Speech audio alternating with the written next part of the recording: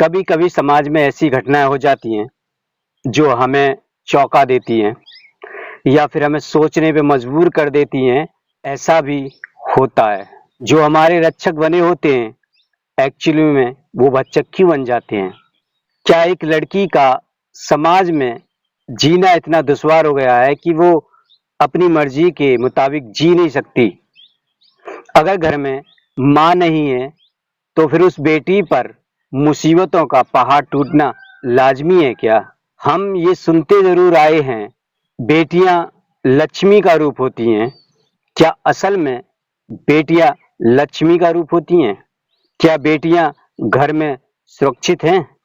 आज एक ऐसी कहानी आपके सामने सुनाने जा रहा हूं जिसे आप सुनेंगे तो यकीनन आपके भी होश उड़ जाएंगे कि ऐसा भी समाज करता है।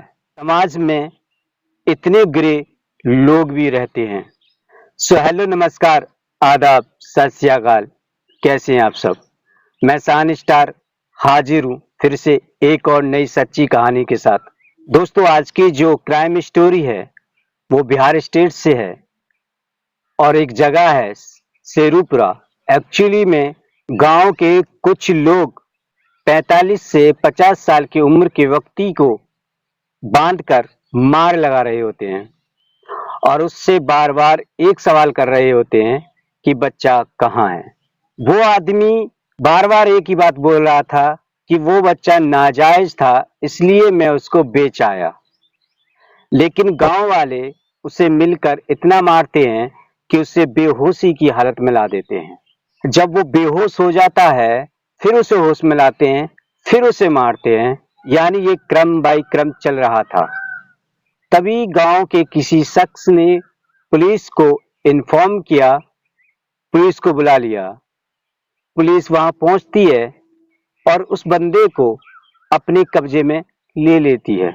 उस बंदे को अपने कब्जे में लेने के बाद पुलिस उससे पूछताछ करती है कि वजह क्या है, क्यों ये लोग तुझे मार रहे हैं, किस कारण से, और क्यों ये तेरी इतनी बेरहमी के साथ पिटाई कर रहे हैं। वो शख्स जो बताता है वो वाकई हैरान परेशान करने वाली एक कहानी होती है। उस शख्स का नाम चरण सिंह होता है।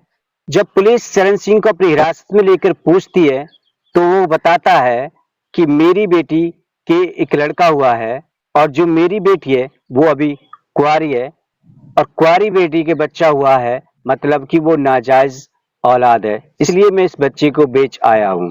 उसकी बेटी से पूछताछ की जाती है, जो वो खुलासा करती है वो वाकई हैरान करने वाला होता है। पुलिस भी एक बार को चौंक जाती है, हैरान हो जाती है। एक बार को तो पुलिस को भी यकीन नहीं होता, समाज को भी यकीन नहीं होता जो वो लड़की बात बताती है। पुलिस जब उससे पूछती है तो वो बोलती है वो बच्चा किसी और का नहीं, मेरे ही पिता का है। ये बात सुनकर वहां की पब्लिक अपने दांतों तले उंगली दबा लेती है और हैरान होती है कि एक बाप जो रक्षक होता है बेटी का, वो राक्षस कैसे बन गया। बेटी बताती है कि उसकी 5 साल पहले उसकी माँ इस दुनिया को अलविदा कह गई। पिता के साथ वो बेटी रहती थी, तो एक रोज पिता ने उससे कहा कि हम दोनों बाप बेटी की तरह नहीं, पति पत्नी की तरह रहेंगे। इस बात पर अनीता हामी भर देती है और दोनों के बीच में संबंध बनने लगते हैं और संबंध बनने के कारण लड़की का गर्भ ठहर जाता है। लड़की को गर्भ का पता भी जब चलता है जब 7 महीने का हो जाता है। 7 महीने का गर्भ जब हो जाता है तब पिता उस अनीता को समझाता है कि जब हॉस्पिटल में हम इसकी डिलीवरी कराएंगे तब आपको ये बात बतानी है कि मेरे हस्बैंड जो हैं बाहर कमाने गए हैं और वो बाहर से नहीं आए हैं, ये मेरे फादर हैं और मेरे फादर ही देखभाल करते हैं। और ऐसा ही हॉस्पिटल में बताया गया। जब बच्चे की डिलीवरी हुई तो उसके लड़का पैदा हुआ। जब उसके लड़का पैदा हुआ तो नर्स उससे कुछ मिठाइयाँ मांगती हैं, तो वो कहती हैं तुम्हारा हस्बैंड कहाँ है, आपके लड़का हुआ है और हमें यहाँ पर मिठाई दीजिए, ये खुशी का माहौल है। अनीता वही बात दोहरा देती है जो उसके पिता ने उसको पढ़ाया था और वो बच्चे को घर लेकर आते हैं। तो रास्ते में गांव वाले अनीता की गोद में जब बच्चा देखते हैं तो वाकई हैरान हो जाते हैं कि ये बच्चा किसका है, कैसे है। गांव में लोग अपनी अपनी सोच रखते हैं, लोग अपने अपने तरीके से सोचते हैं कि क्या इसके साथ रेप हुआ है या किसी के साथ नाजायज संबंध है, इसके बच्चा कैसे हुआ। वो दोनों जैसे ही बच्चे को लेकर घर पहुंचते हैं, तुरंत बाद बाप उस लड़के को लेकर वापस जा रहा होता है। गांव वाले ये देखकर वाकई हैरान हो जाते हैं। तो जब वो पूछताछ करती हैं तो वो रो रही होती है कि मेरे बच्चे को मुझसे जुदा किया जा रहा है। जब अनीता रो रही होती है कि मेरे बच्चे को मुझसे जुदा किया जा रहा है, तो वहां की जो पड़ोसन होती हैं, जो औरतें होती हैं, वो उससे पूछताछ करती हैं आखिर वजह क्या हुई। तो वो उन औरतों को सच सच बता देती है। जब पुलिस ये सब सुनती है तो वाकई हैरान होती है और फिर उस पर मुकदमा दर्ज करके उसे अदालत में पेश करती है। तो अदालत में चरण सिंह का जवाब ये होता है कि उसकी जो बेटी थी अनीता, वो अपनी मर्जी से उसके साथ संबंध बनाती थी, अपनी मर्जी से उसके साथ रहती थी, अपनी मर्जी से ही वो उसके साथ जो भी गलत काम होते थे वो अपनी मर्जी से करती थी।